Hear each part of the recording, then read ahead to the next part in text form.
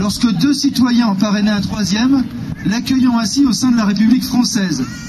Dans le cadre de ces luttes multiples pour le respect des droits, contre la précarité et les exclusions, nous proposons d'établir des convergences citoyennes à travers le parrainage républicain pour instaurer un mouvement durable de solidarité.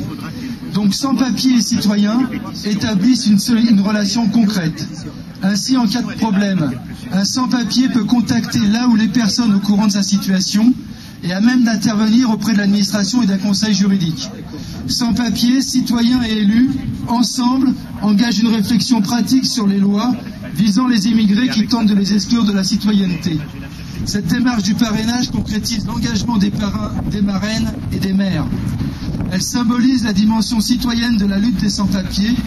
Le parrainage républicain permet de témoigner auprès de l'opinion publique des situations complètement absurdes et humiliantes que vivent les sans-papiers. Cet acte n'a certes aucune valeur juridique, mais porte une grande force symbolique. Cette cérémonie donc démontre avec force la solidarité dans les Hauts-de-Seine qui s'organise pour les droits des migrants. Je vous propose que l'on commence. Alors, on m'a dit aussi de signaler que beaucoup de sans-papiers ne sont pas venus parce que ce qu'il y a de vrai, c'est que la peur règne quand même dans la dernière période et que c'est une question difficile pour eux de se déplacer et qu'à chaque déplacement, on risque une rafle. Et donc, on risque d'être emmené. Donc ce que je vous propose, c'est qu'on alterne entre des parrainages et des expressions d'élus et de collectifs sur pourquoi ils sont là en soutien aux sans-papiers.